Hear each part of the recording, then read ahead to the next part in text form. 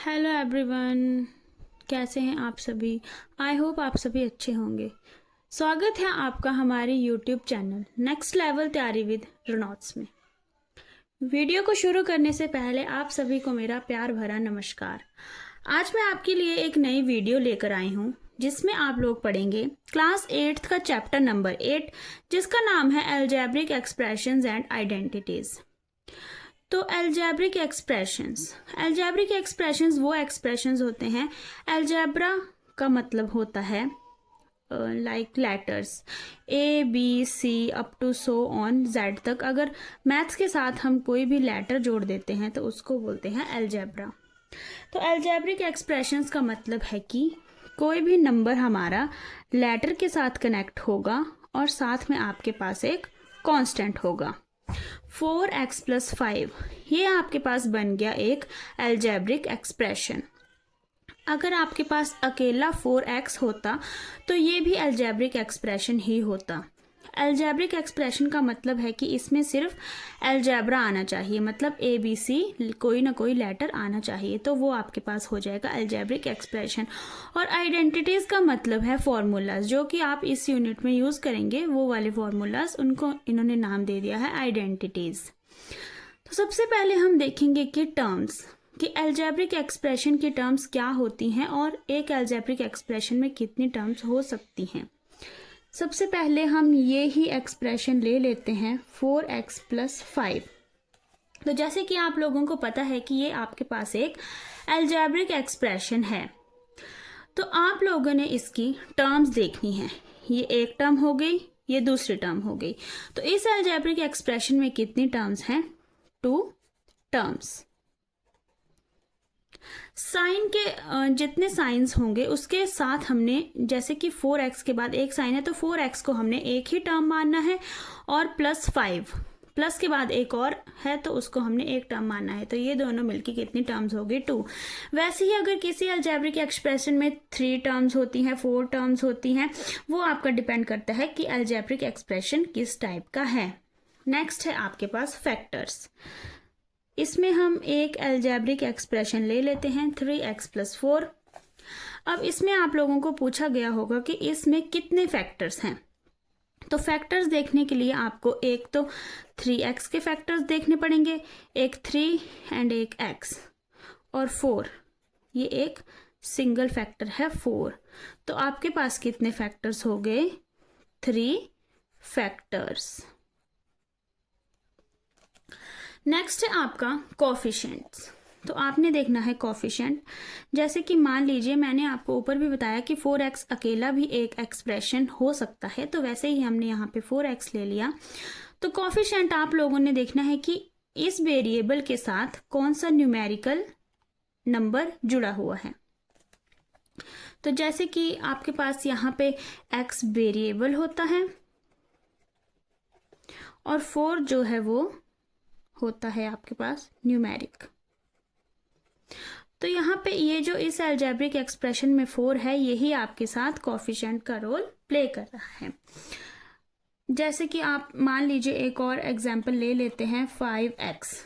तो यहाँ पे आप लोगों से पूछा जाएगा कि 5x में x का कोफिशिएंट क्या है, मतलब x वेरिएबल है, उस वेरिएबल का कोफिशिएंट क्या है। तो आप लोग बोलेंगे कि x का कोफिशिएंट है 5, और अगर पूछेंगे x क्या है तो आपके पास x है यहाँ पे वेरिएबल। नेक्स्ट हम देखते हैं टाइप्स, कि मतलब अलजेब्रिक एक्सप्रेशन कितने टाइप्स के हो सकते हैं। मोनोमियल्स। मोनो का मीनिंग आप सभी को पता ही होगा, मोनो का मतलब होता है 1। तो मोनोमियल का मतलब है कि जिस अलजेब्रिक एक्सप्रेशन में ओनली 1 टर्म होगी उसको हम बोलेंगे मोनोमियल।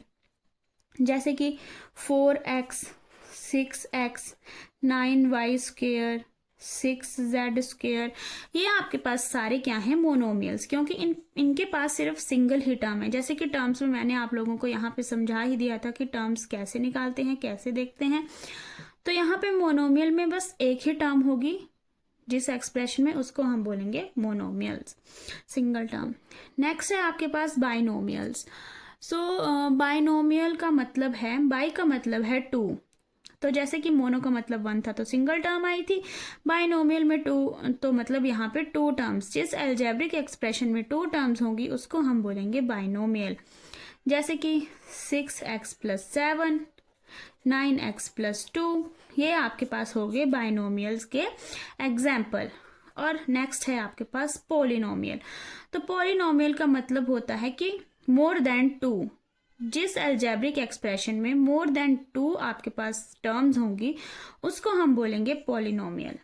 जैसे कि 4x + 2y + 7, 9x + 3z + 8, ये आपके पास हो गए पॉलिनोमियल, क्योंकि इनमें 1, 2, 3 टर्म्स हैं। अगर आपके पास कोई 4 या 5 टर्म्स वाला भी होगा वो भी पॉलिनोमियल ही होगा। जैसे कि यहाँ पे देख लीजिए 3x + 4y + 7z + 9 = 0, तो यहाँ पे आ गई आपकी मोर देन 2 टर्म्स, तो ये आपके पास बन गया पॉलिनोमियल। नेक्स्ट है आपका like and unlike terms. So like terms होती हैं, लाइक का मतलब आप लोगों को पता ही होगा, सेम, जो कि मतलब एक जैसे होते हैं उनको लाइक बोलते हैं, और अनलाइक का मतलब होता है डिफरेंट। तो लाइक में अगर आपके पास सेम वेरिएबल वाली टर्म्स होंगी वो आपके पास लाइक टर्म्स होंगी। जैसे कि मैंने यहाँ पे कुछ टर्म्स लेके रखी हुई हैं, तो आपने देखना है कि यहाँ पे कौन सी टर्म्स लाइक हैं और कौन सी अनलाइक। सो हम देखेंगे लाइक टर्म्स। सो आपने वेरिएबल पे ध्यान देना है कि कौन से वेरिएबल लाइक टर्म्स के हैं। यहाँ पे 7x है और यहाँ पे है 8x, तो यहाँ पे 7x and 8x are like terms. और उसके बाद आप लोग देख सकते हैं कि यहाँ पे x² के लिए भी लाइक टर्म्स हैं, लाइक 7x² है, यहाँ पे 3x² है, तो ये दोनों भी क्या हो गई आपके पास लाइक टर्म्स। और यहाँ पे जो बाकी रहती हैं वो सारी अनलाइक टर्म्स हैं, क्योंकि उनके वेरिएबल्स अलग अलग हैं। लाइक एंड अनलाइक टर्म्स सीखने के बाद हम लोग देखेंगे next addition of algebraic expressions. Algebraic expressions को ऐड कैसे करते हैं। सो एल्जेब्रिक एक्सप्रेशंस को ऐड करने के लिए आप लोगों को एक चीज़ माइंड में रखनी होगी कि जो भी टर्म्स सेम वेरिएबल वाली होंगी वो एक साथ आएंगी। मतलब जैसे कि यहाँ पे आप लोग देख सकते हैं कि 4x and 9x same variable वाले हैं, ये एक दूसरे के नीचे आएंगे। तो चलो मैं आपको करके दिखाती हूँ एक बार। 7x² - 4x + 5, ये आपके पास फर्स्ट वाला एल्जेब्रिक एक्सप्रेशन आ गया। और सेकंड है 9x - 10, तो 9x हमें x वाले की वेरिएबल के नीचे लिखना है और माइनस का 10 आपके पास है कांस्टेंट, तो ये कांस्टेंट के नीचे रख दिया।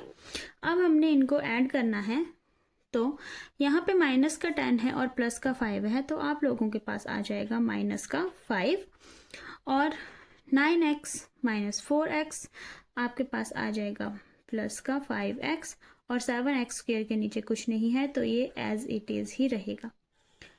तो आप लोगों ने देखा कि यहाँ पे सेम वेरिएबल वाले एक साथ रखने हैं और कांस्टेंट टर्म्स एक साथ रखने हैं, और जिनके नीचे कुछ नहीं होगा वो एज इट इज़ ऐसे ही रख देने हैं। तो ये आपके पास आ गया addition of algebraic expressions. Next है आपके पास subtraction of algebraic expression. So algebraic expression को जब आप लोग सब्ट्रैक्ट करेंगे, जैसे कि आप लोग देख सकते हैं इस क्वेश्चन में लिखा गया है कि इस एल्जेब्रिक एक्सप्रेशन से इसको माइनस कीजिए, तो इसमें भी सेम ही रूल अप्लाई होगा कि सेम वेरिएबल वाले एक साथ आएंगे। पहले मैं फर्स्ट वाले को लिख लेती हूँ, 7x² - 4xy + 8y² + 5x - 3y, ये आपके पास फर्स्ट हो गया। और आगे हम देखेंगे कि सेम वेरिएबल कहाँ कहाँ आ रहे हैं। तो 5x² आपका आएगा 7x² के नीचे। उसके बाद आपके पास है y², तो इसमें भी y² है, -4y², आगे है y, तो आपका y -3y के नीचे आ जाएगा, और कांस्टेंट ऊपर वाले में नहीं है, तो ये इसको हम अलग लिख देंगे। सब्ट्रैक्शन वाले में एक और चीज़ ध्यान में रखनी है कि इसमें हम नीचे वाली टर्म्स के साइंस को उल्टा कर देते हैं। मतलब जैसे यहाँ पे 5x के साथ प्लस का है, तो यहाँ पे हम माइनस कर देंगे, यहाँ पे माइनस है तो यहाँ पे हम प्लस कर देंगे, यहाँ पे फिर से प्लस है माइनस, यहाँ पे माइनस है तो प्लस कर देंगे। मतलब यहाँ पे 7x प्लस के हुए और 5x किसके हुए, माइनस के। क्योंकि सब्ट्रैक्ट करने के बाद आप लोगों को ध्यान में रखना है कि साइंस को उल्टा करना है, नीचे वाले सभी टर्म्स के साइन को उल्टा करना है। तो चलो हम इसको सॉल्व करते हैं।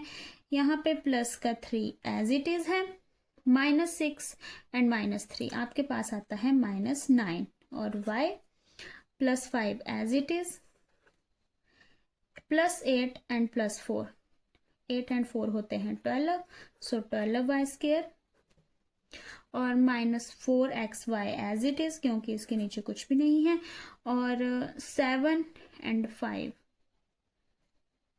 हम 7 से 5 को माइनस करेंगे तो आपके पास आएगा 2x²।